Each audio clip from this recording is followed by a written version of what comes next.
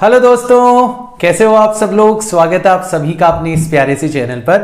और आज हम करेंगे मिरेकल सीरीज के 45th डे की शुरुआत। और आज हमारा फर्स्ट बुक का 7th चैप्टर खत्म होने वाला है। फिर हमारा एक ही चैप्टर बचेगा, यानी कि हमारी 12th का सिलेबस पूरा खत्म होने वाला है 60 दिनों से भी कम में। तो ये ऑलरेडी प्लान था। जो रिमेनिंग डेज होंगे हमारे, मतलब सीरीज हमारी मिरेकल सीरीज 60 डेज की होगी, बट जो रिमेनिंग डेज होंगे उनमें आपके लिए कुछ सरप्राइज मैंने प्लान किया है फॉर ईच डे। तो उसके लिए आपको वेट करना पड़ेगा, इस चैनल से जुड़े रहना होगा। लेकिन अगर कोई फर्स्ट टाइम अभी इस वीडियो के थ्रू जुड़ रहा है तो वो ये जानना चाहेगा कि मिरेकल सीरीज आखिर में क्या है। तो मिरेकल सीरीज में हम लोगों ने आपकी जो क्लास 12th की फिजिक्स है ना, उसका एंटायर सिलेबस 60 डेज के अंदर खत्म करने का जिम्मा उठाया था, है ना। तो अभी 45th डे है, 46th 47th यहाँ तक हमारी पूरी की पूरी 12th का सिलेबस खत्म हो जाएगा। फिर जो रिमेनिंग 13 वीडियोस हैं वो आपके लिए सरप्राइज है। आज का हमारा जो टॉपिक होगा उसमें हम रेजोनेंस इन एलसीआर सर्किट के बारे में बात करेंगे। तो pure inductive circuit, pure capacitive circuit and series LCR circuit, ये एसी सप्लाई के अंदर किस तरीके से बिहेव करते हैं ये हमने ऑलरेडी देखा था। हमने देखा था what is reactance, what is impedance. और आज हम एक बहुत ही इंटरेस्टिंग सिनेरियो के बारे में बात करेंगे इन सीरीज एलसीआर सर्किट, जिसकी बहुत ही वाइड रेंज एप्लीकेशंस हैं। तो बहुत ही इंटरेस्टिंग होगा आज का लेक्चर और बहुत इंपॉर्टेंट भी है अगर आप किसी भी कॉम्पिटिटिव एग्जाम की तैयारी कर रहे हो। फिर हम जानेंगे क्वालिटी फैक्टर के बारे में एंड पावर फैक्टर के बारे में। तो पावर फैक्टर का हल्का फुल्का ग्लिम्स जो है वो मैंने लास्ट वीडियो के अंदर भी दे दिया था। यहाँ पर हम लोग उसके बारे में और बात करेंगे, क्वेश्चंस करेंगे basically. And then we will talk about LC oscillation. एंड इससे हमारी भूमिका तैयार हो जाएगी नेक्स्ट चैप्टर की, जिसमें हम इलेक्ट्रोमैग्नेटिक वेव्स के बारे में पढ़ने वाले हैं। तो हमारी ये जो सीरीज है ना, इसका टारगेट क्या है। तो इसका टारगेट कोई एग्जाम नहीं है। हम लोग और भी डेप्थ में जाके आपकी जो रूट कॉज है, मतलब फियर ऑफ फिजिक्स जो है, उसके ऊपर हमला कर रहे हैं। तो अब तो यार सीरीज खत्म होने वाली है, 12th का सिलेबस पूरा होने वाला है। तो जिन्होंने शुरू से अभी तक इस सीरीज को फॉलो किया है वो कमेंट्स के अंदर बताओ, बाकी औरों को बताओ कि मिरेकल सीरीज ने आप लोगों को किस तरीके से हेल्प किया है। और काफ़ी बेनिफिशियल होगा लोगों के लिए जानना। खैर, अगर आपका फियर ऑफ फिजिक्स खत्म हो गया ना, तो आप बोर्ड्स भी फोड़ सकते हो, नीट का एग्जाम भी फोड़ सकते हो, जेईई मेंस का एग्जाम भी फोड़ सकते हो। ये मैं शुरू से लेके अभी तक कहता आया हूँ, ठीक है। तो सबसे पहले अपन बात करते हैं कि जो रेजोनेंस की कंडीशन की बात कर रहा हूँ मैं सीरीज एलसीआर सर्किट के अंदर या सीरीज आरएलसी सर्किट के अंदर, वो है क्या बेसिकली। तो थोड़ा सा मैं पिछले वीडियो को एक बार वाइंड अप कर देता हूं। हमने देखा था कि सीरीज आरएलसी सर्किट जो होता है उसके ऊपर आप जो भी नेट वोल्टेज अप्लाई करते हो, ठीक है। तो मैं आपको बार बार पिछले वीडियो के अंदर भी ये याद दिला रहा था और एक बार मैं यहां पर भी आपको याद दिला देना चाहता हूं कि हमारे पास में 3 डिवाइसेज हैं। हमारे पास में रेजिस्टेंस है, हमारे पास में इंडक्टर है और हमारे पास में कैपेसिटर है। तो इन तीनों डिवाइसेस के ऊपर जो वोल्टेज ड्रॉप होगा ना, डायरेक्ट जो सर्किट्स हुआ करते थे जिसमें केवल और केवल रेजिस्टर्स हुआ करते थे, उसमें तो हम लोग क्या करते थे, वोल्टेजेस को ऐड कर दिया करते थे अगर बहुत सारे रेजिस्टेंसेस सीरीज के अंदर कनेक्टेड होते थे। लेकिन यहां पर हम लोग ऐसा नहीं कर सकते। ये मैं आपको लास्ट वीडियो के अंदर भी बता रहा था, मतलब शुरुआत से बता रहा हूं इस चैप्टर की। और इसका सिंपल सा कारण ये है कि यहां पर हम ऑल्टरनेटिंग क्वांटिटीज के साथ में डील कर रहे हैं, ऐसी क्वांटिटीज जो टाइम के रिस्पेक्ट में फ्रीक्वेंटली चेंज हो रही है। तो हो सकता है जिस पर्टिकुलर मोमेंट पर कैपेसिटर के ऊपर पोटेंशियल ड्रॉप जो है मैक्सिमम हो, उस पर्टिकुलर मोमेंट पे जो इंडक्टर है उसके ऊपर जो पोटेंशियल ड्रॉप है वो नेगेटिव साइड के अंदर मैक्सिमम हो जाए। मतलब दोनों के बीच में फेज डिफरेंस हो सकता है और उसकी वजह से आप इन वोल्टेज ड्रॉप्स को डायरेक्टली ऐड नहीं कर सकते। तो ये बहुत इंपॉर्टेंट है ना, मैं बहुत ज़्यादा स्ट्रेस डाल रहा हूँ, इसका मतलब ये बहुत इंपॉर्टेंट है, ठीक है ना। तो फिर क्या होगा, तो आप देखोगे कि अगर हमें रेजिस्टेंस, इंडक्टर एंड कैपेसिटर के अक्रॉस जो वोल्टेज ड्रॉप्स हो रहे हैं, अगर हमें उनकी पीक वैल्यू दी हुई है, तो हमारे जो मेन्स सप्लाई है, जो हमने मेन जो सप्लाई ऐड करी है सर्किट के अंदर, उसकी जो पीक वैल्यू होगी वो हम कैसे फाइंड आउट कर सकते हैं, वो हम इस फॉर्मूला को यूज करके फाइंड आउट कर सकते हैं, जो कि हमने फेजर डायग्राम के बेसिस पे हासिल किया था, root of V R square plus V L minus V C का होल स्क्वायर। सिमिलरली हमारा जो सीरीज आरएलसी सर्किट होता है, वो सर्किट के अंदर जो इंपिडेंस प्रोवाइड करवाता है वो तीनों ही डिवाइसेस के ऊपर डिपेंड करती है। उसकी value root R square plus XL minus XC के होल स्क्वायर के इक्वल होती है। अगर केवल रेजिस्टेंसेस होते थे तो हम लोग क्या करते थे, सिंपली सीरीज के अंदर ऐड कर दिया कर देते थे। यहाँ पर नहीं करना, यहाँ पर हमें इस फॉर्मूला को यूज करना है, ठीक है ना। हमारी जो करंट होगी वो V अपॉन जेड के इक्वल हो जाएगी। वोल्टेज करंट से फाई फेज डिफरेंस आगे होगा, जहां पे फाई की value tan inverse XL minus XC divided by R के इक्वल होगी, या VL minus VC divided by VR के इक्वल होगी। और ये जो वैल्यू है अगर पॉजिटिव आती है तो वोल्टेज सच में करंट से आगे है, और अगर ये नेगेटिव आ जाए इसका मतलब वोल्टेज करंट से पीछे चल रहा है। जो हमारा पावर फैक्टर है cos फाई, उसकी वैल्यू R अपॉन जेड होगी। एंड जो हमारी एवरेज पावर कंजम्पशन है उसकी value VRMS IRMS times power factor यानी कि cos फाई, और cos फाई को आप R अपॉन जेड लिख सकते हो, IRMS को आप VRMS डिवाइडेड बाय जेड लिख सकते हो। तो आपका एक और फॉर्मूला है जो कि आपके काम आ सकता है, VRMS square times R divided bye Z square. तो ये एक सीरीज RLC सर्किट के जो डिफरेंट पैरामीटर्स है ना, उनके बारे में हमने बात करी थी, और ये हम पिछले वीडियो के अंदर कर पाए। अब आप नोटिस कर रहे हो कि यहाँ पे Z की वैल्यू, यहाँ पे करंट की वैल्यू क्योंकि यहाँ पर Z आ रहा है, यहाँ पे फेज डिफरेंस की वैल्यू क्योंकि यहाँ पे XL और XC आ रहे हैं, cos फाई की वैल्यू क्योंकि यहाँ पर Z आ रहा है, या एवरेज पावर की वैल्यू क्योंकि यहाँ पर cos फाई आ रहा है, या फिर इधर से देखो तो Z आ रहा है। तो ये सारी की सारी वैल्यूज जो है वो फ्रीक्वेंसी के ऊपर डिपेंड करेगी, क्योंकि XL और XC इन दोनों की value for given L and C एक और फैक्टर के ऊपर डिपेंड करती है, दैट इज फ्रीक्वेंसी। रेजिस्टेंस की वैल्यू फ्रीक्वेंसी के ऊपर डिपेंड नहीं करती, बट रिएक्टेंस की वैल्यू किसके ऊपर डिपेंड करती है, फ्रीक्वेंसी के ऊपर डिपेंड करती है। तो अलग अलग फ्रीक्वेंसी के ऊपर आपने same R same L same C connect कर रखे हैं सर्किट के अंदर, सर्किट का बिहेवियर अलग अलग होगा। तो मैंने लास्ट टाइम इम्पीडेंस के बारे में आपको बताया था कि किस तरीके से बहुत ही लोअर फ्रीक्वेंसीज के ऊपर XC जो होता है वो XL से बहुत बड़ा होता है। तो XC यहाँ पर है, XL यहाँ पर है, दोनों का डिफरेंस बहुत ज़्यादा है, यानी कि आपका Z भी बहुत ज़्यादा है। बट जैसे जैसे आप फ्रीक्वेंसी बढ़ाते हो तो XL तो फ्रीक्वेंसी के डायरेक्टली प्रोपोर्शनल है, वो बढ़ता चला जाता है, और XC फ्रीक्वेंसी के इन्वर्सली प्रोपोर्शनल है, वो घटता चला जाता है। तो बढ़ाते बढ़ाते बढ़ाते एक फ्रीक्वेंसी आपको ऐसी मिलती है जहाँ पर XL और XC आपस में बराबर हो जाते हैं, यानी कि आपका Z मिनिमम हो जाता है। फिर उसके बाद में क्या होता है, आप फर्दर अगर फ्रीक्वेंसी बढ़ाते हो तो नाउ XL बढ़ता चला जाता है, XC फर्दर कम होता चला जाता है, डिफरेंस वापस से बढ़ रहा है, यानी कि Z वापस से बढ़ने लगता है। तो एक खास फ्रीक्वेंसी के बारे में हमने बात करी थी, and that was called resonant frequency.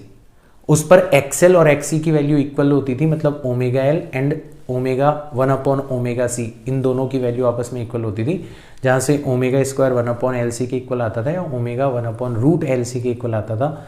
और क्योंकि ओमेगा 2 पाई F के इक्वल होता है तो F जो है वो 1 अपॉन 2 पाई रूट LC के इक्वल आता था, ओमेगा 1 अपॉन रूट LC के इक्वल आता था। तो यहाँ पर XL और XC आपस में बराबर हो जाते थे, या यूँ कह low voltage drop across L end voltage drop across capacitor, ये आपस में बराबर हो जाता है।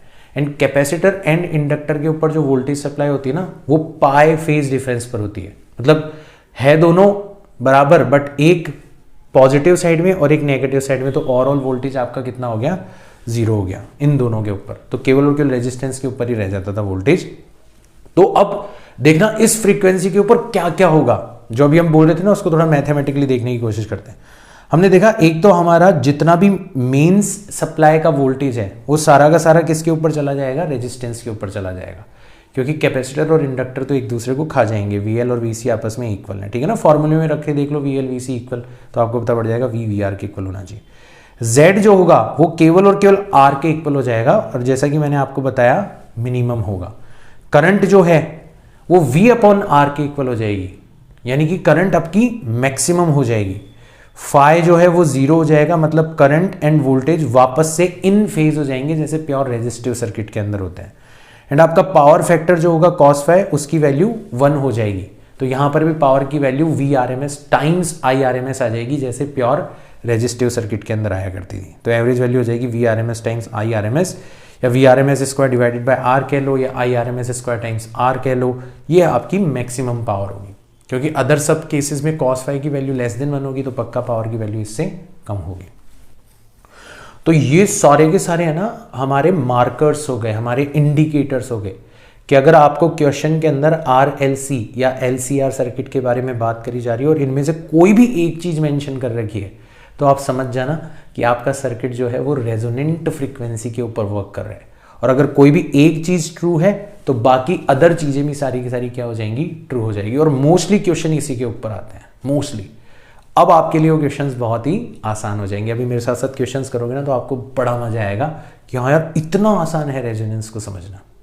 बट थोड़ा सा अपन इसके रेजोनेंस के बारे में और कुछ जरूरी चीजें समझ लेते हैं। सबसे पहले तो अपन करंट का ग्राफ देख लेते हैं कि करंट जो है वो मैक्सिमम हो जाता है रेजोनेंट फ्रीक्वेंसी पर।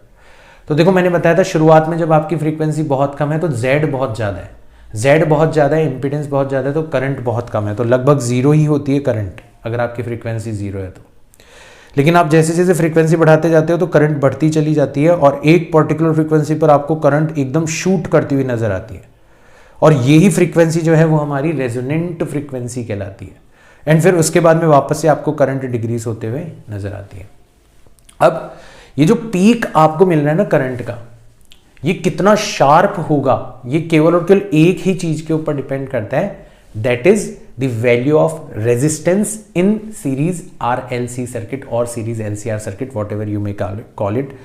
तो केवल और केवल R के ऊपर डिपेंड करता है। अगर आपका रेजिस्टेंस कम है तो आपका पीक जो होगा वो बहुत हाई होगा एंड बहुत शार्प होगा, और अगर आपका रेजिस्टेंस ज्यादा है तो आपका पीक जो है वो बहुत लोअर साइड पर होगा एंड बहुत ही ज्यादा फ्लैट हो जाएगा। अभी आपको पता चलेगा कि अगर हमें सीरीज RLC सर्किट को यूज करना है ना तो हमें शार्प से शार्प रेजोनेंस हासिल करना होता है। मतलब हमारे पीक की वैल्यू हाईएस्ट होनी चाहिए, दैट इज ठीक है, बट वो शार्प भी होना चाहिए। मतलब उसके अगर आसपास की फ्रीक्वेंसीज पे भी चले जाओगे ना तुम तो करंट फटाफट से ड्रॉप हो जाना चाहिए। उस रेजोनेंट फ्रीक्वेंसी पे करंट अचानक से बहुत ज्यादा हाई हो जाए। शार्पनेस की मतलब तो यही तो है ना। So we can see in this particular graph that sharpness of resonance decreases with increasing resistance in your circuit. The factor for a given RLC circuit which highlights this fact is called quality factor. अब हमने ये जो series RLC circuit बनाया ना उसमें हमें ये तो पता पड़ गया कि हमारे रेजोनेंस का जो पीक है वो रेजिस्टेंस के इन्वर्सली प्रोपोर्शनल है। बेसिकली रेजिस्टेंस ज्यादा होगा तो पीक आपका लोअर साइड पर चला जाएगा और फ्लैट हो जाएगा। ये फ्लैट होने वाली चीज है ना, ये L और C पर भी डिपेंड करती है। तो हमने इन तीनों को मिला के एक फैक्टर बनाया है, एक इंडिकेटर बनाया है जो कि आपको बता देगा कि आपके गिवन RLC सर्किट का जो रेजोनेंस का शार्पनेस है वो कितना इफेक्टिव है। तो हम केवल और केवल जब भी सीरीज RLC सर्किट के बारे में बात होगी ना तो हम क्वालिटी फैक्टर चेक करेंगे। उसका क्वालिटी फैक्टर जितना ज्यादा होगा उतना हमारा सर्किट जो है वो बेटर वर्क करेगा फॉर और एप्लीकेशंस, जिनके बारे में अभी थोड़ी देर बाद में मैं बात करने वाला हूं, ठीक है ना। तो हम लोग क्या करते हैं, उस क्वालिटी फैक्टर तक जाने से पहले कुछ अदर फ्रीक्वेंसीज के बारे में बात कर लेते हैं। ये हमने बनाया है ना, हमारा कॉन्सेप्ट है। हमने क्या है, हाफ पावर फ्रीक्वेंसीज डिफाइन करी। हमने बोला कि रेजोनेंट फ्रीक्वेंसी पे तो करंट जो है वो ओवरशूट कर जाता है, एकदम से पीक वैल्यू मतलब हाईएस्ट वैल्यू पर चले जाता है करंट, ठीक है ना। उसकी पीक वैल्यू जो होती है वो एकदम से हाईएस्ट हो जाती है। देखो यहां पे ध्यान दो, करंट यहां पे ऑल्टरनेटिंग है तो ऑल्टरनेटिंग करंट की वैल्यू अभी भी टाइम के रेस्पेक्ट में चेंज कर रही है। मैं उस ऑल्टरनेटिंग करंट के पीक वैल्यू की वैल्यू जो है वो फ्रीक्वेंसी के ऊपर डिपेंड कर रही है, मैं उसकी बात कर रहा हूं, है ना। आप कहीं यहां पे ये समझ लो कि सर करंट तो हर कुछ देर बाद में पीक वैल्यू को हासिल करता है, आप तो केवल और केवल एक पर्टिकुलर मोमेंट के ऊपर ही बता रहे हो। वो मैं टाइम के रेस्पेक्ट वाला ग्राफ नहीं ड्रॉ कर रहा है यहाँ पर, है ना। मैं यहाँ पर फ्रीक्वेंसी के ऊपर करंट की जो पीक वैल्यू है उसकी डिपेंडेंस को शो कर रहा हूँ। करंट तो स्टिल ऑल्टरनेटिंग है ना, ये चीज आप ध्यान रखना। तो हम लोग हाफ पावर फ्रीक्वेंसीज के बारे में बात करते हैं। तो हमने क्या करा, जो हमारी रेजोनेंट फ्रीक्वेंसी है उसके आसपास दो फ्रीक्वेंसीज डिफाइन करी, दो ऐसी फ्रीक्वेंसीज जहां पर पावर कंजम्पशन जो है वो हाफ हो जाता है of power consumption at resonant frequency. तो हम ऐसे कह देंगे कि यार रेजोनेंट फ्रीक्वेंसी पे पावर कंजम्पशन मैक्सिमम है और दो फ्रीक्वेंसीज हमने ढूंढ ली जिन पे पावर कंजम्पशन जस्ट हाफ हो गया। तो अब आप उनके बियॉन्ड चले जाओगे तो फिर पावर कंजम्पशन जो होगा वो हाफ से भी और कम हो जाएगा। तो आप आसानी से डिटेक्ट कर सकते हो भाई। जैसे सपोज करो कोई इंसान मेरे बराबर ही हाइट का मेरे पास में आगे खड़ा हो जाए, तब तो आप ये डिसाइड नहीं कर पाओगे कि कौन ज़्यादा लंबा है कौन छोटा है। लगभग हमारी हाइट जो है वो बराबर है, ठीक है ना। लेकिन अगर कोई इंसान मेरे से आधी हाइट का है और वो मेरे साइड में आके खड़ा हो जाए तो हर कोई डिफरेंशिएट कर लेगा कि यार कौन लंबा है और कौन छोटा है। तो यहाँ पे हमने दो हाफ पावर फ्रीक्वेंसीज डिसाइड कर ली। हाँ, उनके अंदर कोई फ्रीक्वेंसी है तो हमारे लिए मुश्किल होगा क्योंकि वो रेजोनेंट फ्रीक्वेंसी के काफ़ी आसपास होंगी और उनके ऊपर जो करंट का बिहेवियर है, पावर का बिहेवियर है, वो भी रेजोनेंट फ्रीक्वेंसी पर जो करंट और पावर का बिहेवियर है उसके काफ़ी आसपास होगा। बट इनके बियॉन्ड अगर आप चले जाओगे तो आप आधे से भी कम पे चले गए, आप आसानी से डिफ्रेंशिएट कर सकते हो। तो इन दोनों फ्रीक्वेंसीज का जो गैप है ना वो क्या कहलाता है, आपका बैंड इंटरवल कहलाता है। तो हाफ पावर फ्रीक्वेंसीज के ऊपर frequency at which power consumption is half of power consumption at resonance are called half power frequencies. तो सीधी सीधी हमारे पास में डेफिनेशन आ गई कि हाफ पावर फ्रीक्वेंसीज पर जो पावर कंजम्पशन है, तो अभी मैंने पावर कंजम्पशन का आपको फॉर्मूला बताया था, VRMS square times R divided by Z square. VRMS IRMS cos phi, तो cos फाई की वैल्यू मैंने R/Z रख दी थी, IRMS की जगह मैंने VRMS/Z रख दिया था क्योंकि VRMS जो है सर्किट के लिए गिवन होता है कि आपने कितनी मेन सप्लाई कनेक्ट करी है। और रेजोनेंस के ऊपर भी मैंने आपको बताया था कि पावर कंजम्पशन कितना होता है, simply VRMS square divided by R होता है। तो हाफ पावर फ्रीक्वेंसीज के ऊपर जो पावर कंजम्पशन है it is half of power consumption at resonance. तो हमें पता है रेजोनेंस पर पावर कंजम्पशन कितना होता है, हमें पता है इन जनरल पावर कंजम्पशन कितना होता है, तो हम वो फ्रीक्वेंसी ढूंढ रहे हैं जिसपे पावर कंजम्पशन रेजोनेंस के कंपैरिजन में जस्ट हाफ हो जाए। और जब आप इसको सॉल्व करोगे ना, देखो VRMS स्क्वायर से VRMS कैंसिल आउट हो जाएगा, इस R को उठा के आप इधर लाओगे तो ये बन जाएगा R स्क्वायर, ठीक है। 2 को भी लिया हो तो ये बन जाएगा 2R स्क्वायर, तो ये बनेगा Z is equal to 2R square, है ना, इतना बनेगा। Z का मतलब होता है R स्क्वायर, मतलब Z स्क्वायर का मतलब होता है R square plus XL minus XC का whole square is equal to 2R square.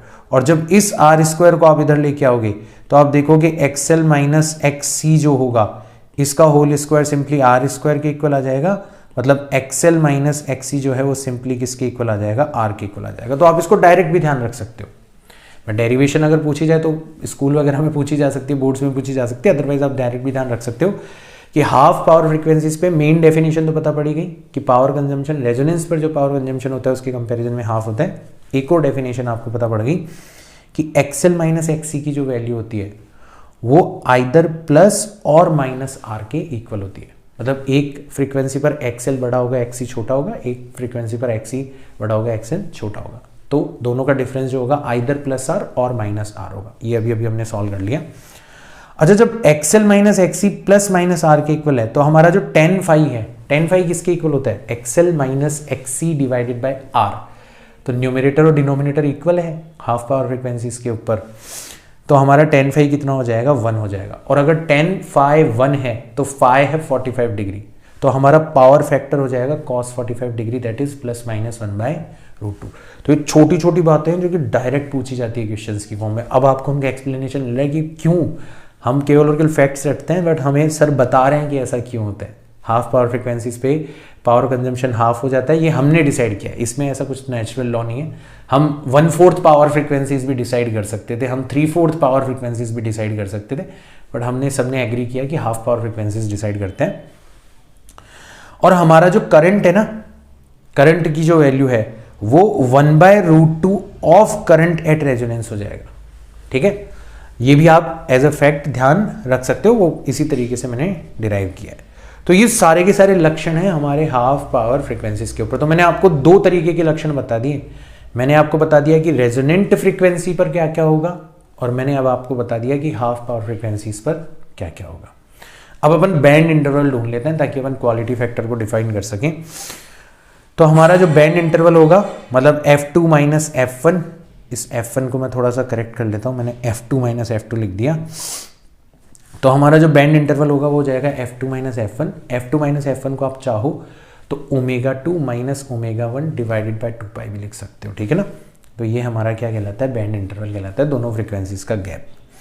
अब हमें पता है कि ω1 पर जो हाफ पावर फ्रीक्वेंसीज है उनके लोअर साइड वाली फ्रीक्वेंसी पर आपका ओमेगा 1 एल जो है वो छोटा होगा, 1 अपॉन ओमेगा 1 सी बड़ा होगा, मतलब इन दोनों का जो डिफरेंस होगा वो नेगेटिव आर के इक्वल हो जाएगा। और दूसरी हाफ पावर फ्रीक्वेंसी पर जो रेजोनेंट फ्रीक्वेंसी से ज़्यादा है उस पर ओमेगा 2 एल बड़ा होगा, 1 अपॉन ओमेगा 2 सी छोटा होगा, मतलब इन दोनों का जो डिफरेंस है वो पॉजिटिव आर के इक्वल हो जाएगा। अब हमें ओमेगा 2 माइनस ओमेगा 1 की वैल्यू निकालनी है। तो देखो हम कितना आसान सा दिमाग लगाते हैं। हम क्या करते हैं, सबसे पहले इक्वेशन 1 और 2 को ऐड कर देते हैं।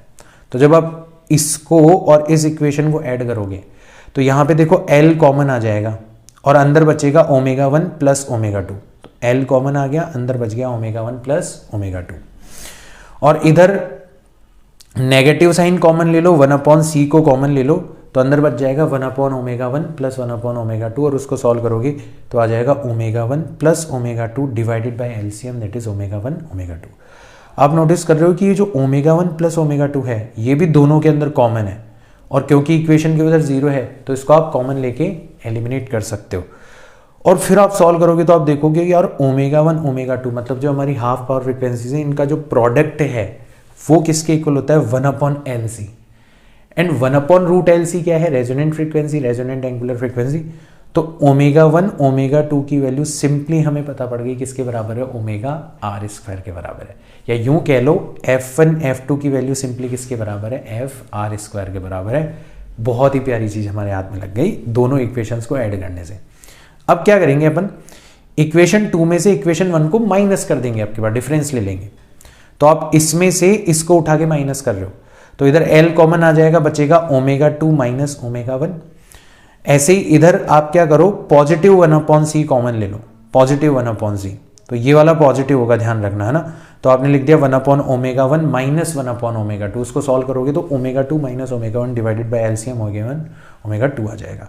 और यहाँ पे प्लस आर में से माइनस करोगे माइनस आर को, तो माइनस माइनस प्लस हो जाएगा, तो यहाँ पे बच जाएगा आपका 2r।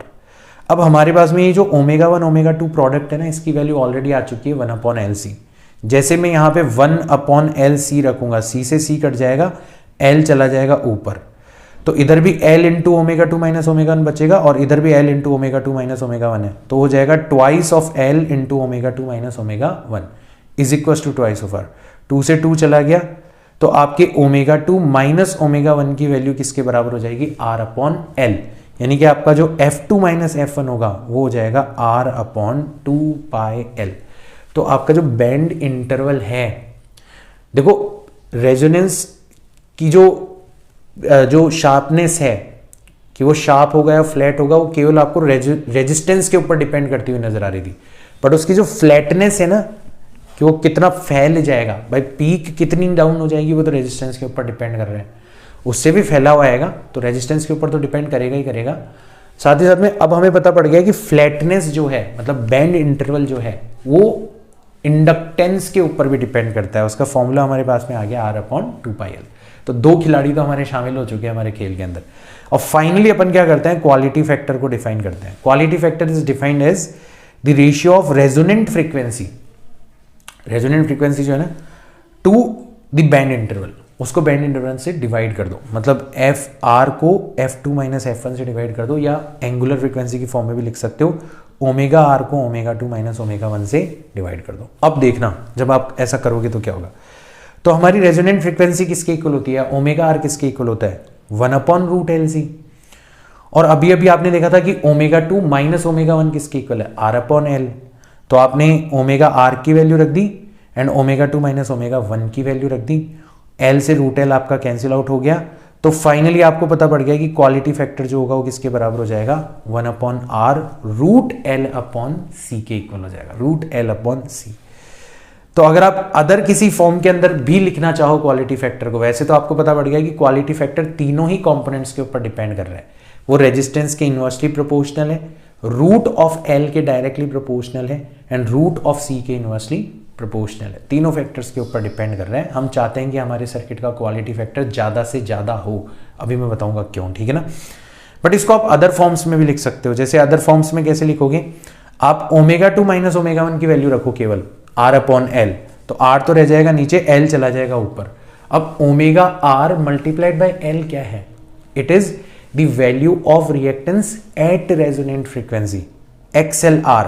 इसको आपने रेजिस्टेंस से डिवाइड कर दिया।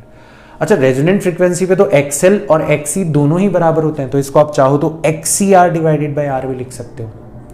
अगर आप ऊपर नीचे करंट से मल्टीप्लाई करोगे तो आप इसको चाहो, अच्छा हमें पता है रेजोनेंट फ्रीक्वेंसी पे तो जो Z होता है इंपीडेंस, वो खुद किसके बराबर होता है, रेजिस्टेंस के इक्वल होता है। तो आप चाहो तो इसको ऐसे भी लिख सकते हो कि reactance at resonant frequency and impedance at resonant frequency. मान लो आपको एक छोटा सा क्वेश्चन दे दिया जाए कि एक सर्किट है, उसके रेजोनेंट फ्रीक्वेंसी पर इंपीडेंस की वैल्यू 100 है और रिएक्टेंस की वैल्यू 50 है, तो बताओ उसका क्वालिटी फैक्टर कितना होगा। अब आप सिर खुजलाते रह जाओगे कि यार कौन सा फॉर्मूला लगे, तो आपको फिर याद आएगा कि सर ने बताया था कि रेजोनेंट फ्रीक्वेंसी पर जो रिएक्टेंस की वैल्यू होती है और रेजोनेंट फ्रीक्वेंसी पर जो इंपीडेंस की वैल्यू होती है, जो कि सिंपली रेजिस्टेंस के इक्वल होगी, तो वो उन दोनों का जो रेशियो है वही आपका क्वालिटी फैक्टर होता है। आप इसको वोल्टेज के टर्म्स में भी लिख सकते हो, वोल्टेज अक्रॉस इंडक्टर कह लो या वोल्टेज अक्रॉस कैपेसिटर कह लो, दोनों बराबर ही होते हैं रेजोनेंट फ्रीक्वेंसी पर, divided by voltage drop across the whole circuit, क्योंकि आपको पता है सारा का सारा वोल्टेज रेजिस्टेंस के ऊपर चला जाता है, तो वोल्टेज ड्रॉप अक्रॉस रेजिस्टेंस भी कह सकते हो। तो किसी भी फॉर्म में आपको क्वेश्चन पूछा जा सकता है, आपको ये सारे के सारे फॉर्म्स याद करने होते हैं। अब बात करते हैं कि हम लोग क्यों क्वालिटी फैक्टर के बारे में बात कर रहे हैं। तो देखो, RLC सर्किट का जो मेन काम है ना, वो है खासकर रेडियोज जो होते थे पहले, कि आपका जो रेडियो है, ठीक है, उसके पास बहुत सारे चैनल्स अवेलेबल है, बहुत सारी फ्रीक्वेंसीज अवेलेबल है ना। अब वो उनमें से किसी एक ही फ्रीक्वेंसी को सेलेक्ट करता है और आपको सुनाता है। तो कभी आपने सोचा है कि वो कैसे सेलेक्ट करता होगा?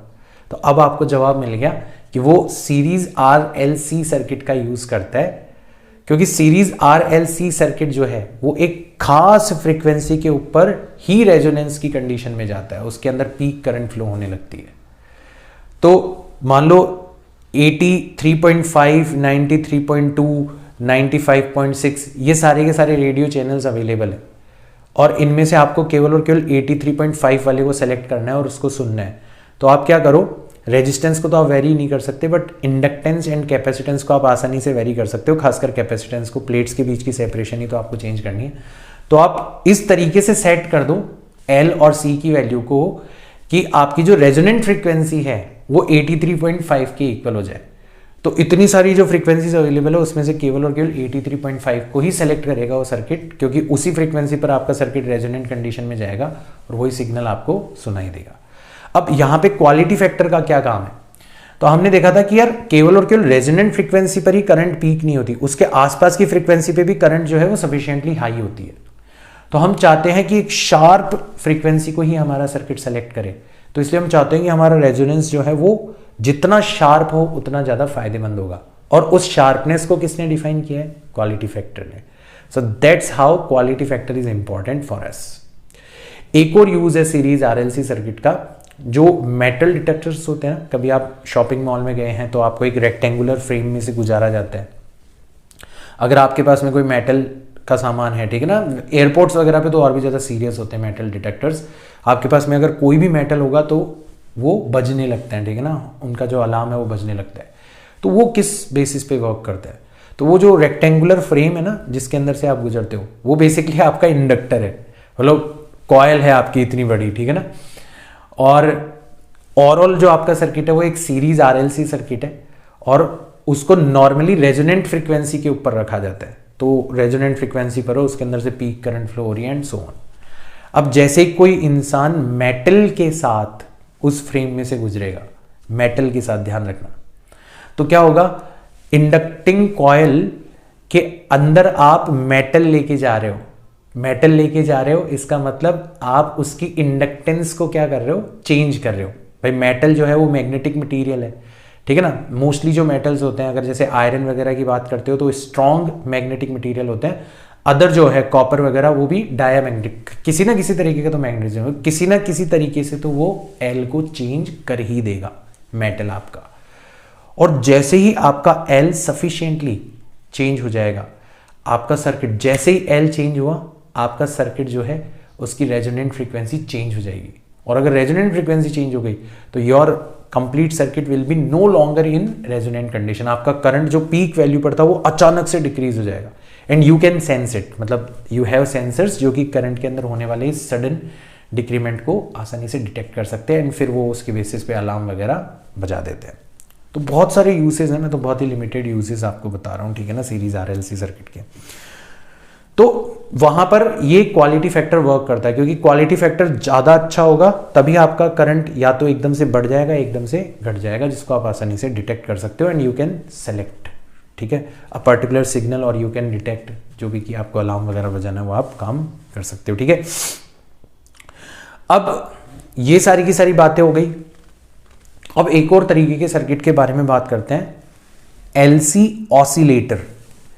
आप ना आपके सर्किट में से रेजिस्टेंस को हटा दो, बैटरी भी हटा दो, आप तो केवल और केवल कैपेसिटर लो जो कि चार्ज्ड है, आपने उसको फुल चार्ज कर लिया। फुल चार्ज करने का मतलब क्या है कि आपने एनर्जी प्रोवाइड करवा दी कैपेसिटर को और वो उस कैपेसिटर के अंदर in form of electric field जाके स्टोर हो गई। हमें ऑलरेडी पता है कैपेसिटर में एनर्जी स्टोर्ड रहती है in form of electric field. अब आप क्या करो कि इस कैपेसिटर को एक इंडक्टर के अक्रॉस कनेक्ट कर दो। अब जैसे आप इंडक्टर के अक्रॉस कनेक्ट करोगे तो कैपेसिटर डिस्चार्ज होने लगेगा, मतलब जो एनर्जी इलेक्ट्रिक फील्ड की फॉर्म में थी वो डिक्रीज होने लगेगी और करंट जो है वो इंडक्टर के थ्रू बहने लगेगा और उसकी वैल्यू धीरे धीरे बढ़ने लगेगी। तो आपकी एनर्जी जो पहले इलेक्ट्रिक फील्ड की फॉर्म में थी, धीरे धीरे कैपेसिटर डिस्चार्ज हो रहा है तो अब इलेक्ट्रिक फील्ड की फॉर्म में तो एनर्जी घटती जा रही है, बट आपके इंडक्टर के अक्रॉस करंट बढ़ती जा रही है। इसका मतलब आपकी जो मैग्नेटिक फील्ड की फॉर्म में एनर्जी है वो इंक्रीज होती चली जा रही है। फिर जब आपकी सारी की सारी एनर्जी मैग्नेटिक फील्ड की फॉर्म में चली जाएगी तो क्या होगा, तो वापस से कैपेसिटर चार्ज होना स्टार्ट होगा, है ना। तो वापस से आपकी एनर्जी इलेक्ट्रिक फील्ड की फॉर्म में आना स्टार्ट हो जाएगी एंड ये ऑसिलेशन आपका चलता रहेगा। इसी को अपन कहते हैं एलसी ऑसिलेशन, ठीक है ना। तो शुरुआत में ये हमारा कैपेसिटर है, फुल्ली चार्ज्ड है, इसको आपने एक इंडक्टर से कनेक्ट किया।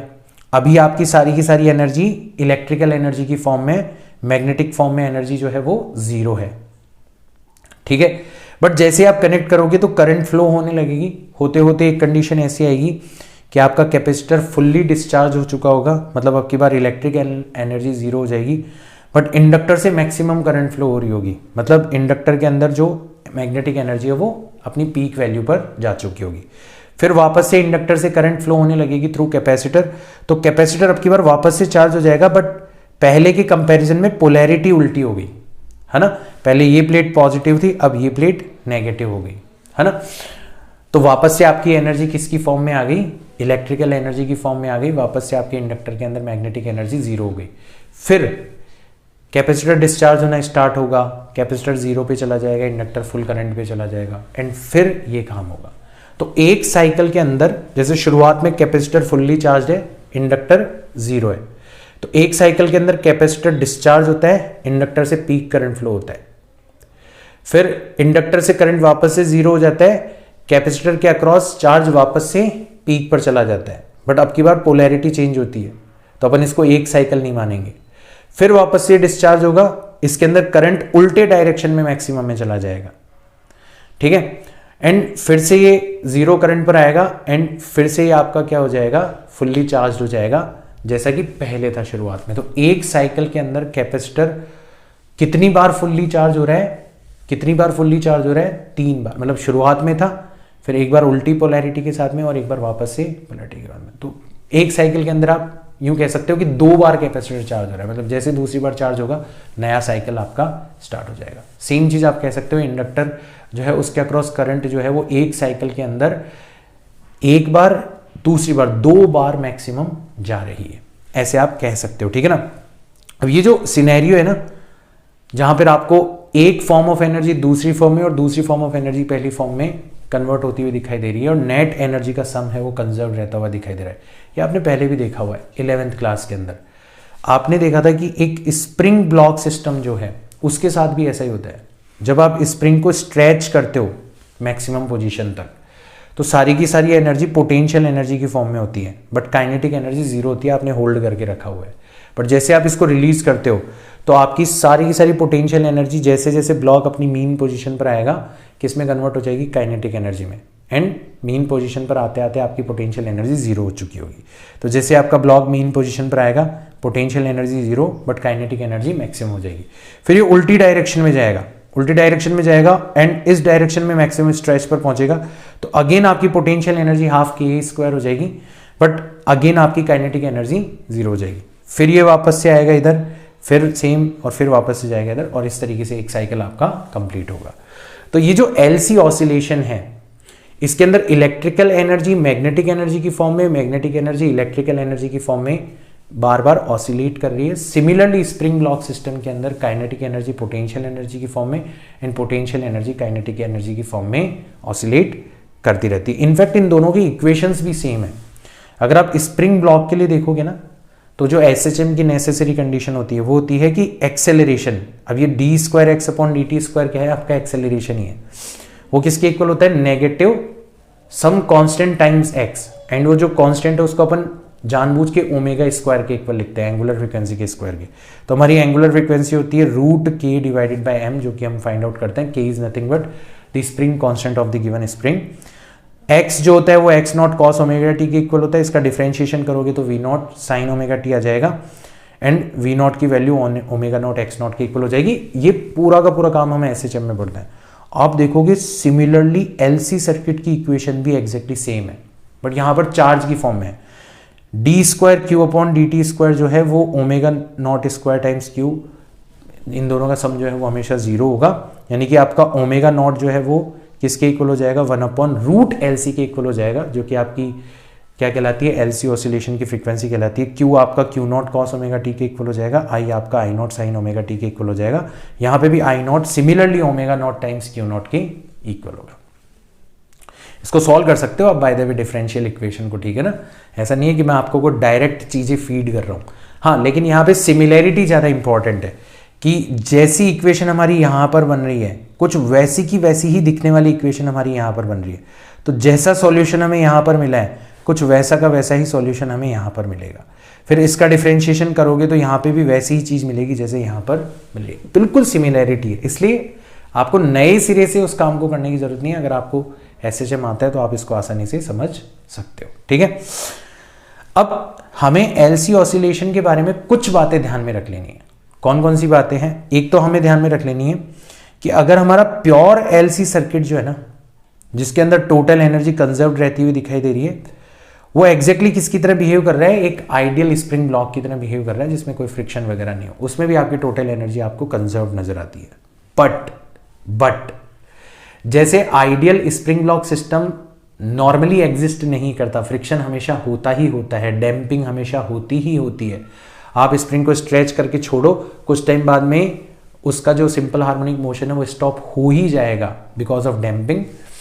सिमिलरली एलसी ऑसिलेशन में भी जो इंडक्टर है उसका कुछ ना कुछ रेजिस्टेंस तो होता ही होता है उस कॉइल का, यानी कि आप चाहो तो भी रेजिस्टेंस को जीरो नहीं कर सकते, प्योर एलसी सर्किट नहीं बना सकते। तो यहाँ पे भी डैम्पिंग अवेलेबल होती है और यहाँ पे भी आपका एलसी ऑसिलेशन जो है वो ऐसा नहीं है कि हमेशा चलता रहता है।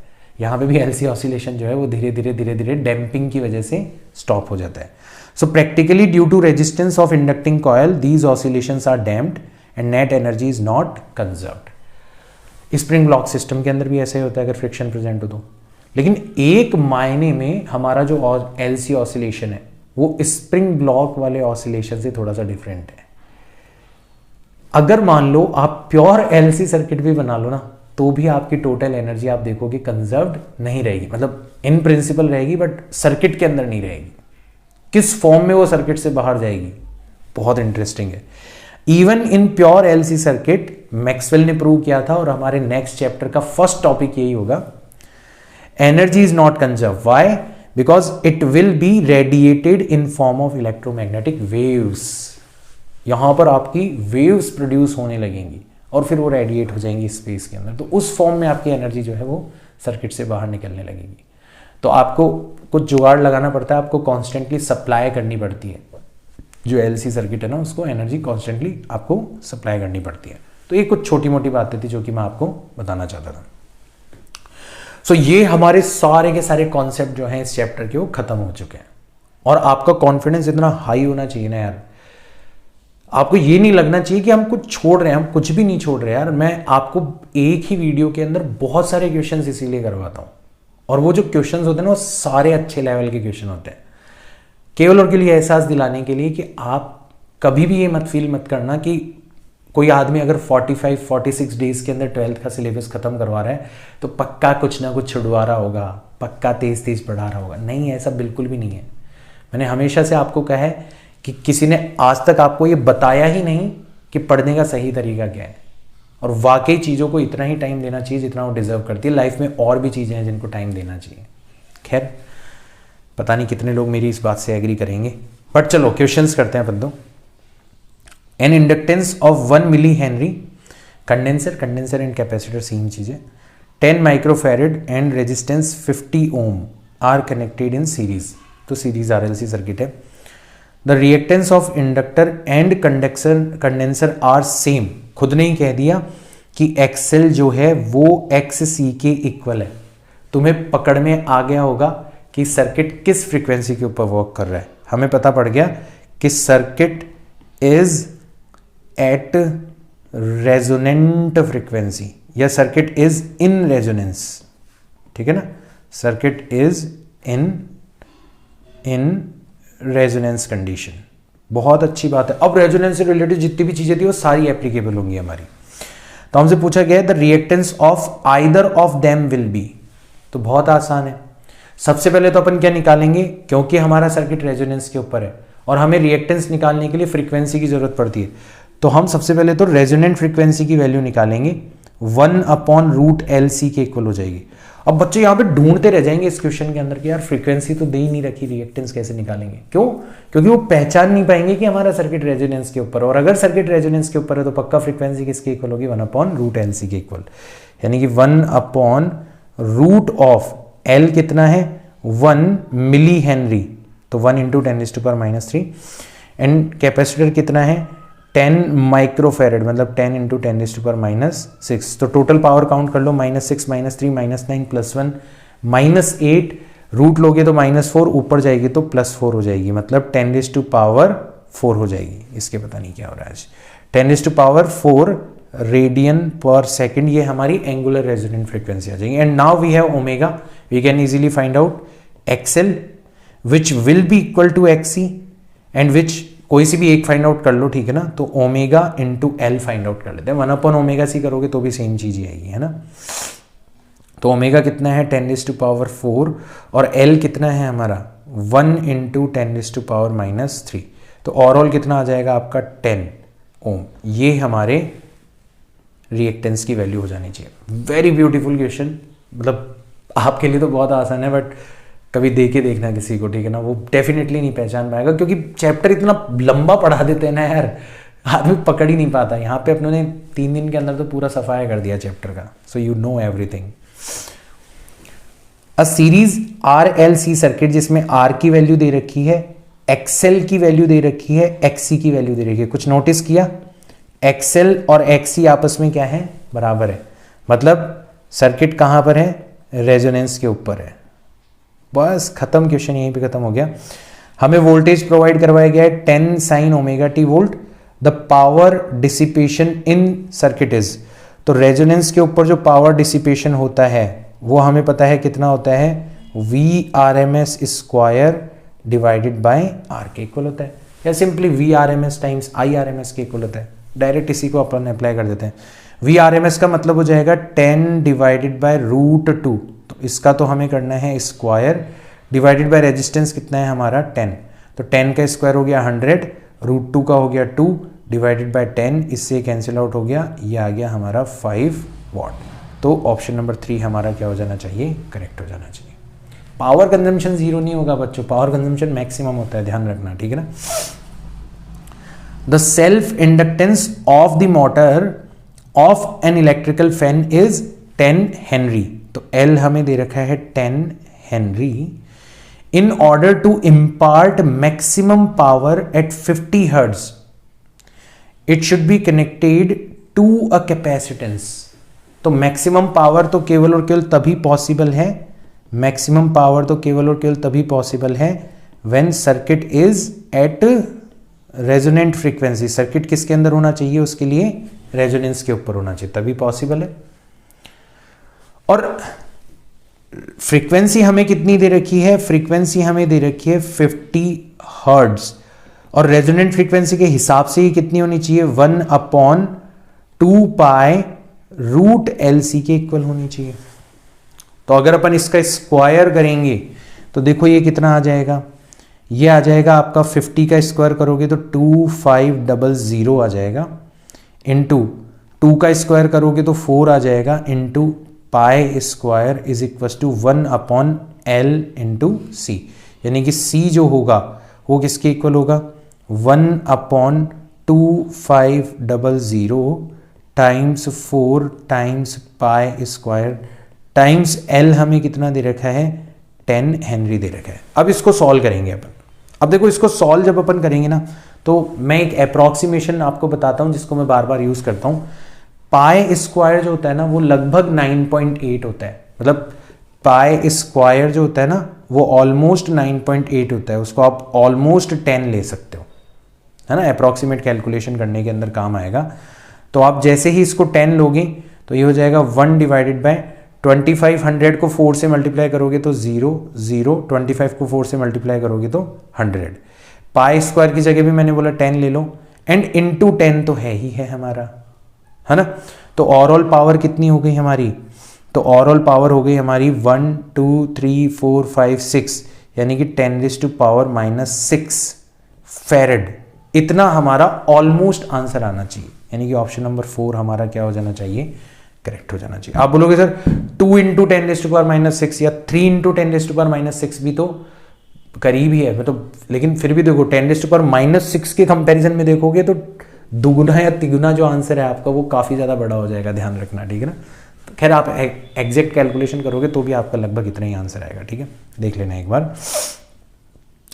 चलो आगे चलते हैं। In a given LCR circuit the voltage across the terminals of resistance and current will be. तो आप नोटिस कर रहे हो यहां पे इसके अक्रॉस जो वोल्टेज और इसके अक्रॉस जो वोल्टेज है, मतलब VL और VC वो आपस में बराबर है, मतलब सर्किट किसके ऊपर है, एट रेजोनेंस, सर्किट रेजोनेंस के ऊपर वर्क कर रहा है। बस खत्म हो गया क्वेश्चन। अगर सर्किट रेजोनेंस के ऊपर है तो हमारी मेंस जो सप्लाई है वो ही किसके ऊपर चली जानी चाहिए, इसके ऊपर, मतलब VR भी कितना हो जाना चाहिए आपका, 100 वोल्ट हो जाना चाहिए, ठीक है। तो हमसे पूछा गया voltage across the terminals of resistance, तो रेजिस्टेंस के अक्रॉस जो वोल्टेज होना चाहिए वो 100 वोल्ट होना चाहिए, मतलब ऑप्शन 3 और ऑप्शन 4 करेक्ट हो सकता है। एंड करंट की जो वैल्यू होती है, करंट की जो वैल्यू होती है रेजोनेंस के ऊपर वो किसके इक्वल होती है, सिंपली V/R के इक्वल होती है। V/R का मतलब क्या है, V आपको दे रखा है 100 और R आपको दे रखा है 50, और सॉल्व करोगे तो कितना आ जाएगा आपका, 2 एम्पियर आ जाएगा, मतलब ऑप्शन नंबर 3 हमारा करेक्ट हो जाना चाहिए, 100 वोल्ट 2 एम्पियर।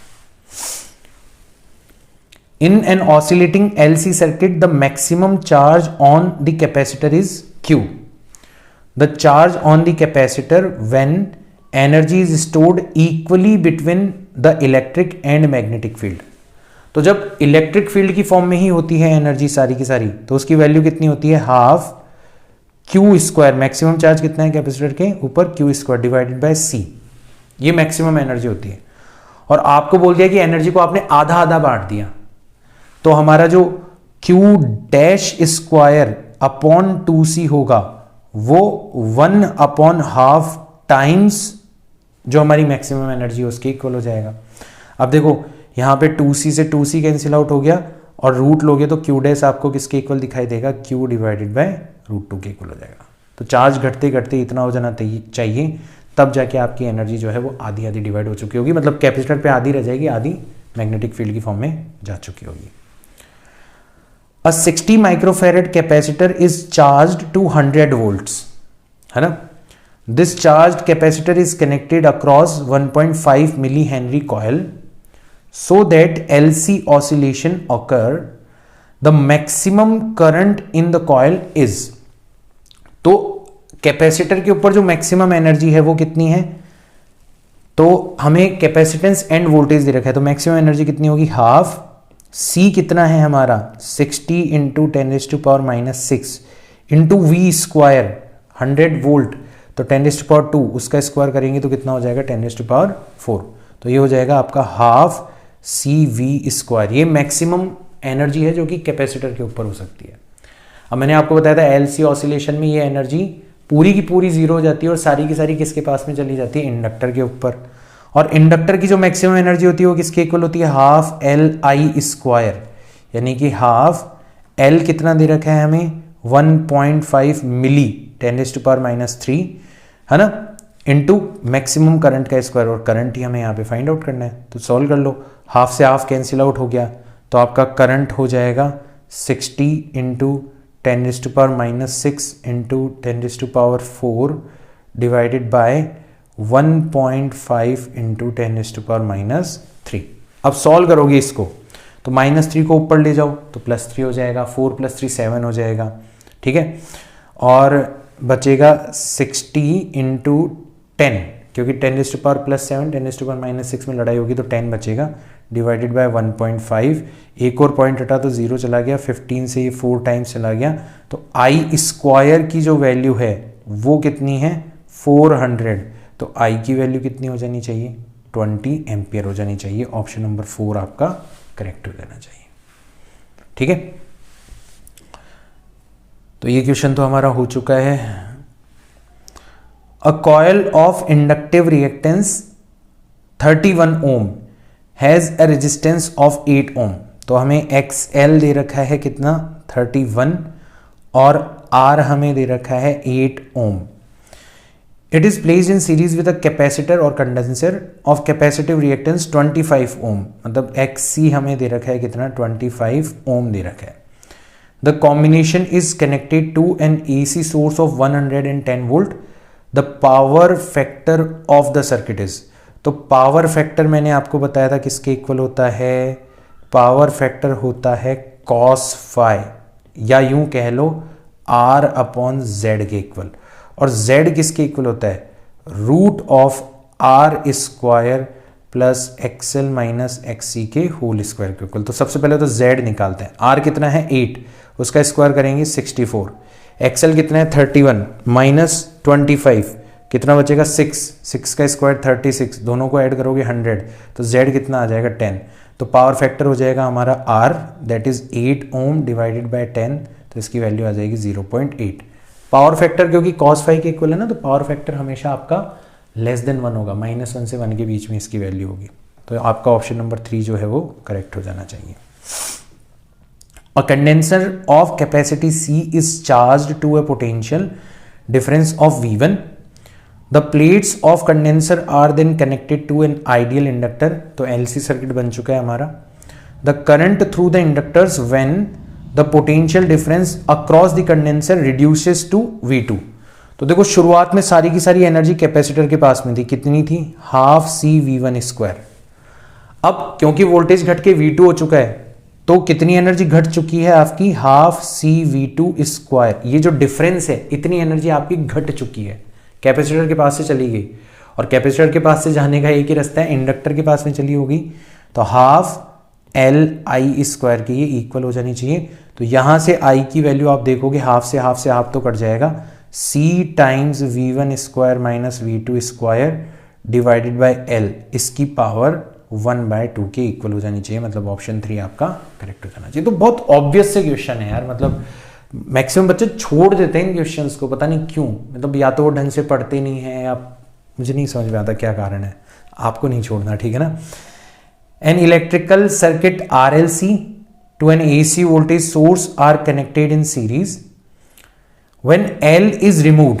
तो जैसे अपन L को रिमूव कर लेंगे तो केवल और केवल R एंड C रह जाएगा। The phase difference between voltage and current in the circuit is π/3। तो कुल मिला के हमारी जो कैपेसिटिव रिएक्टेंस है वो π/3 का फेज डिफरेंस प्रोड्यूस कर रही है। Similarly if instead C is removed from the circuit, the phase difference is again π/3। तो एक बहुत इंटरेस्टिंग चीज है, मतलब आपको देखो कितने अलग तरीके से कहा गया है कि सर्किट रेजोनेटिंग है।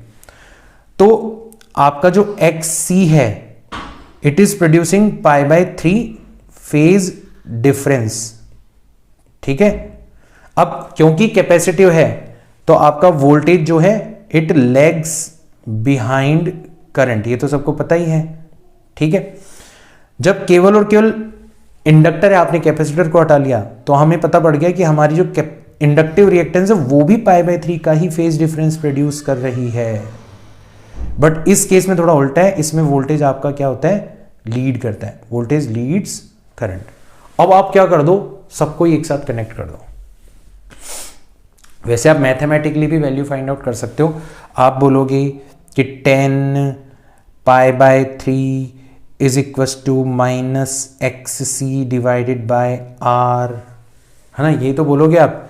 XL माइनस XC है, XL 0 हो गया तो XC बचा, केवल और केवल अगर मॉड लोगे तो आपका जो XC है 10 π/3 1060 की वैल्यू कितनी होती है, √3, तो XC आपका किसके इक्वल आ रहा है, √3 टाइम्स R के इक्वल आ रहा है। सिमिलरली आप कह रहे हो कि 10 π/3 is equals to XL upon R, तो यहां से XL भी किसके इक्वल आ रहा है, √3 टाइम्स R के इक्वल आ रहा है। कुल मिला के कहने का बात यह है कि XL और XC आपस में इक्वल हैं, और अगर XL और XC आपस में इक्वल होते हैं तो आपका RLC सर्किट जो है वो किसके ऊपर है, रेजोनेंस के ऊपर है।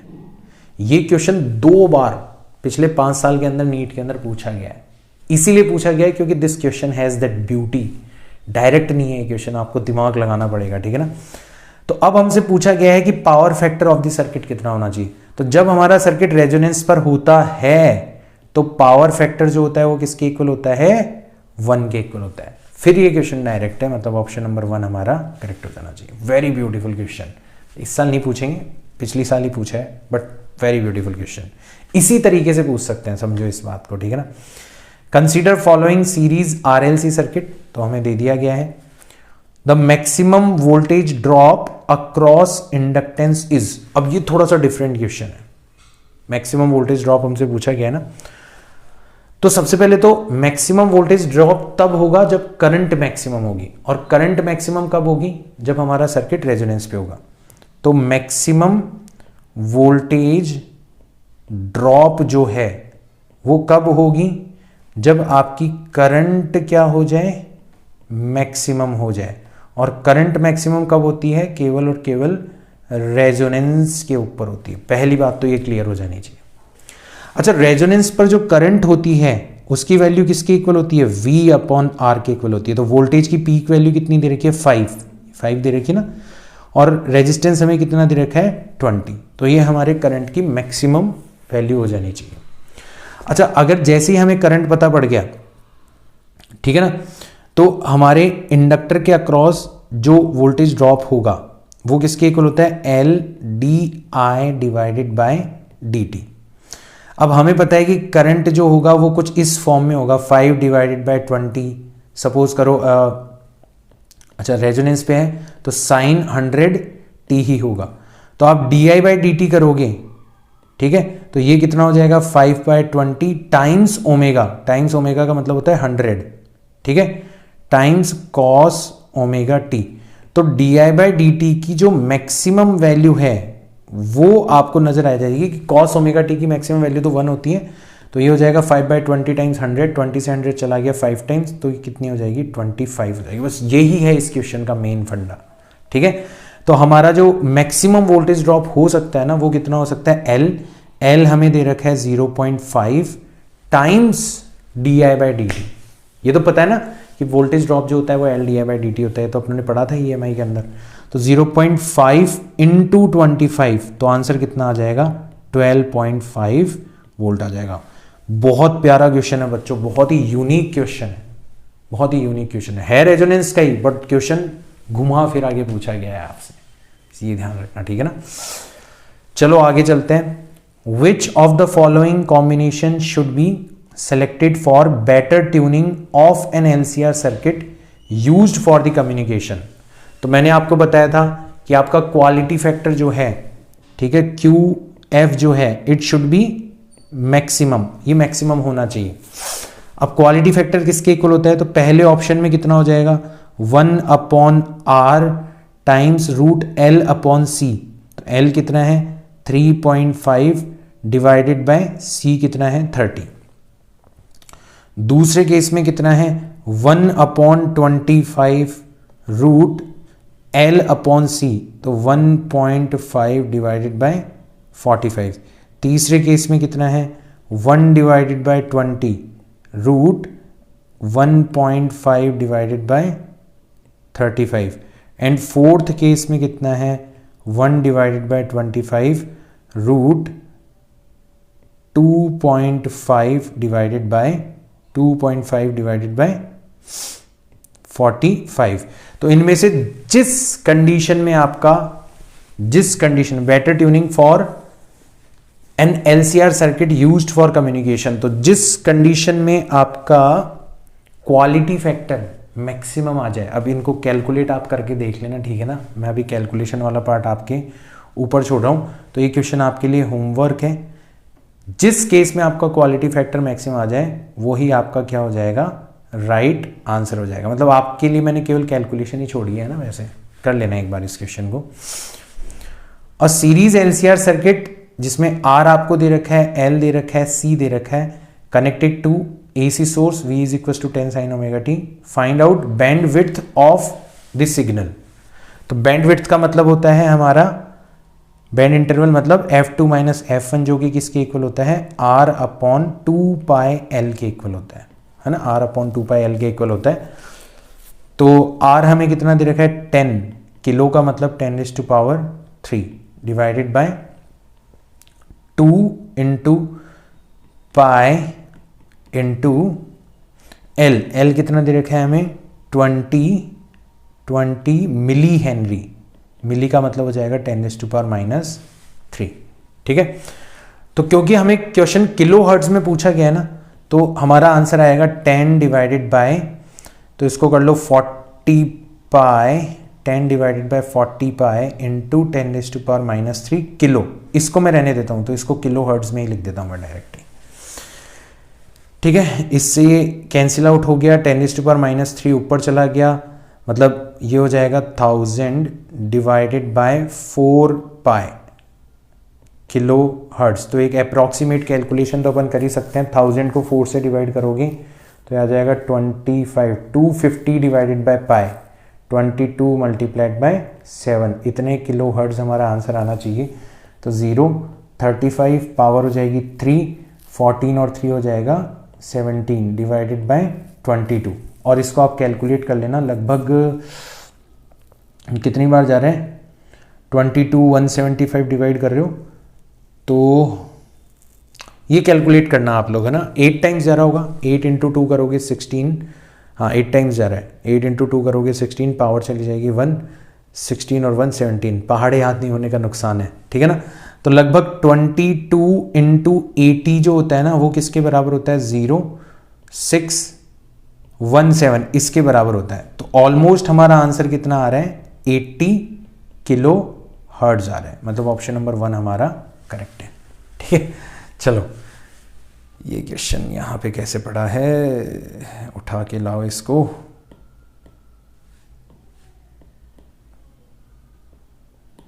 चलो देखते हैं इस क्वेश्चन में क्या है। सीरीज एलसीआर सर्किट, एल दे रखा है, सी दे रखा है, आर दे रखा है, कनेक्टेड टू ये हो गया। Find power at half power frequencies, तो हमारी जो मैक्सिमम पावर है वो निकाल लेते हैं। मैक्सिमम पावर किसके इक्वल होती है, V R M S square divided by R के इक्वल होती है रेजोनेंस पर। वी आर एम एस कितना हो जाएगा, 200 डिवाइडेड बाय √2, इसका square divided by R, R कितना है हमारा 20, तो मैक्सिमम पावर हो जाएगी 200 का स्क्वायर मतलब 200 मल्टीप्लाइड बाय 200, √2 का स्क्वायर मतलब 2, ठीक है, डिवाइडेड बाय 20। 0 से ये गया, 2 से ये 10 टाइम्स चला गया, 2 से ये भी 100 टाइम्स चला गया, मतलब 1000 वाट आ गए, ठीक है।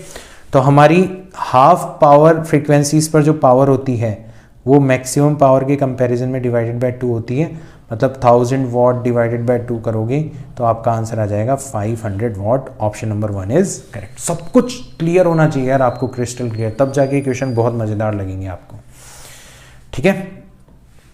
ये सारी चीजें सेव नहीं हुई ऐसा लगता है मुझे। The self inductance of a choke coil is 10 millihertz. अब ये चौक कॉयल क्या होती है, मतलब आपने ट्यूबलाइट वगैरह के अंदर देखी होगी, बेसिकली वोल्टेज को रेगुलेट करने के काम में आती है। अब वोल्टेज को रेगुलेट करने के लिए आप रेजिस्टेंस भी यूज कर सकते हो, बट रेजिस्टेंस के अंदर जो पावर कंजम्पशन होता है वो काफ़ी ज़्यादा होता है। यहाँ पे आप रेजिस्टेंस बहुत कम रखते हो, बेसिकली इंडक्टेंस होती है। तो इंडक्टेंस क्या प्रोवाइड करवाएगी? रिएक्टेंस प्रोवाइड करवाएगी, और रिएक्टेंस आपकी हाई होगी। तो काम तो अभी भी आप वही कर रहे हो, बट आपको पता है कि इंडक्टर के अक्रॉस पावर कंजम्पशन कितना होता है? 0 होता है। तो आपका पावर कंजम्पशन घट गया और काम भी निकल गया। तो ये इसका यूज होता है, ठीक है ना। तो इसके ऊपर एक क्वेश्चन ले लिया ताकि मैं इसका यूज बता सकूं। तो सेल्फ इंडक्टेंस मतलब L हमें दे रखा है कितना? 10 मिली हेनरी। इसका रेजिस्टेंस भी होता है, ठीक है, बहुत कम होता है लेकिन होता है। When it is connected with a 10 volt DC source then the loss of power is 20 watt. अब जब डीसी सोर्स से आप कनेक्ट कर रहे हो ना, तो केवल और केवल रेजिस्टेंस जो होगा इसका, उसके अक्रॉस ही पावर कंजम्पशन हो रहा होगा। मतलब जो ये 20 वॉट हमें दे रखा है ना, ये सिंपली किसके बराबर हो जाएगा? V square divided by R। तो 10 स्क्वायर डिवाइडेड बाय R के इक्वल हो जाएगा। मतलब R हमें पता पड़ गया 100 डिवाइडेड बाय 20 दैट इज 5 ओम। तो छुपा के रखा था R को, हमें पता पड़ गया। तो पहली बात तो हमें पता होना चाहिए कि चोक कॉइल जो होती है उसमें मेजरली इंडक्टेंस होती है, बट आपका हल्का फुल्का रेजिस्टेंस भी होता है, ठीक है ना। चलो यहां तक की बात होगी। तो RL सर्किट हो गया basically. So when it is connected with 10 volt AC source, loss of power is 10 what, है ना। The frequency of AC source will be. तो अब जैसे ही आप इसको AC सोर्स से कनेक्ट करोगे, तो बेसिकली जो AC सोर्स होता है उसके अंदर जो पावर कंजम्पशन होता है ऑन एन एवरेज, वो किसके इक्वल होता है? VRMS मल्टीप्लाइड बाय IRMS, ठीक है, मल्टीप्लाइड बाय cos phi, या यूं कह लो IRMS को आप लिख सकते हो VRMS डिवाइडेड बाय Z, ठीक है। तो आप इसको लिख सकते हो VRMS square divided by Z, and cos phi को आप लिख सकते हो R डिवाइडेड बाय Z। अब देखो R हमारे पास में ऑलरेडी आ चुका, Z अपन निकालते हैं। Z किसके इक्वल हो जाएगा? R स्क्वायर मतलब 25 प्लस XL स्क्वायर। तो XL किसके इक्वल होता है? ओमेगा इंटू L के इक्वल होता है। L हमें दे रखा है बट ओमेगा हमें फाइंड आउट करना है, ये तो काम है अपना, ठीक है। तो ये हो जाएगा आपका 25 plus omega square times L square. 10 milli henry का मतलब कितना होता है? 10 इंटू 10⁻³ हेनरी, मतलब 10⁻² हेनरी, और इसका स्क्वायर करोगे तो 10⁻⁴ हेनरी स्क्वायर आ जाएगा। इतना हमारा Z होगा, ठीक है। तो हमें कह रखा है कि अब जो हमारा पावर कंजम्पशन है वो कितना है? 10 वॉट है। तो ये तो हमें दे रखा है 10 दे दिया। VRMS हमें कितना दे रखा है? वोल्टेज कितना दे रखा है हमारा? When it is connected with 10 volt AC source. अब नॉर्मली AC सोर्स के बारे में जो वोल्टेज दिया जाता है ना, वो RMS ही होता है, आपका ध्यान रखना है ना। तो 10 वोल्ट AC सोर्स है, तो उसका स्क्वायर करेंगे तो कितना हो जाएगा? 100 डिवाइडेड बाय Z स्क्वायर करेंगे तो कितना हो जाएगा? 25 plus omega square into 10⁻⁴ and multiplied by R कितना था? हमने निकाला था 5 था, ठीक है। तो इससे ये कैंसिल आउट हो गया, 50 बचेगा। सॉल्व करो, 25 plus omega square into 10⁻⁴ is equals to 25 उधर भेजेंगे, 50 इधर है, 50 में से 25 गए तो ओमेगा स्क्वायर जो हो जाएगा वो हो जाएगा 25 इंटू 10⁻⁴ को उधर भेजोगे, नीचे ऊपर जाएगा तो 10⁻⁴ हो जाएगा। तो ओमेगा आपका आ जाएगा 5 इंटू 10⁻², मतलब 500 रेडियन पर सेकेंड। हमें फ्रीक्वेंसी पूछी गई है, तो फ्रीक्वेंसी किसके इक्वल होती है? फ्रीक्वेंसी होती है F जो होता है, मतलब ओमेगा होता है 2πf के इक्वल। तो फ्रीक्वेंसी हो जाएगी ओमेगा अपॉन 2π। ओमेगा कितना आया हमारा? 500 divided by 2 into 22 divided by 7। 2 से ये कैंसिल आउट हो गया, 250 का मतलब हो जाएगा 0। 7 इंटू 5 करोगे 35, पावर चला जाएगा 3, और वही 1750 डिवाइडेड बाय 22। तो लगभग मैंने अभी अभी करा था कैलकुलेट, 80 हर्ट्ज आपका आंसर आ जाना चाहिए। ऑप्शन नंबर 3 आपका करेक्ट हो जाना चाहिए। तो कैलकुलेशन वाला जुगाड़ तो आप लगा ही सकते हो, तो ये आपका आंसर होगा। सो बच्चों, this is it. I hope आज का लेक्चर आपको काफ़ी अच्छा लगा होगा। अगर अच्छा लगा तो इसको लाइक कर देना, अदरवाइज लाइक मत करना। अगर आपको लगा कि यार वाकई ये वीडियोस औरों को भी देखने चाहिए तो इसको शेयर कर देना, अदरवाइज मत करना, कोई ज़रूरत नहीं है। आप भी मत देखना इसका अगला वीडियो, और आप इस चैनल को भी अनसब्सक्राइब कर देना, कोई प्रॉब्लम नहीं है। लेकिन हाँ, अगर आपको अच्छा लग रहा है तो फिर मदद करो, तो फिर सपोर्ट करो इसको फैलाने के अंदर भी, इसको देखने के अंदर भी, तभी आएगा मज़ा। मैं मिलता हूँ आपसे नेक्स्ट वीडियो के अंदर, तब तक के लिए बाय।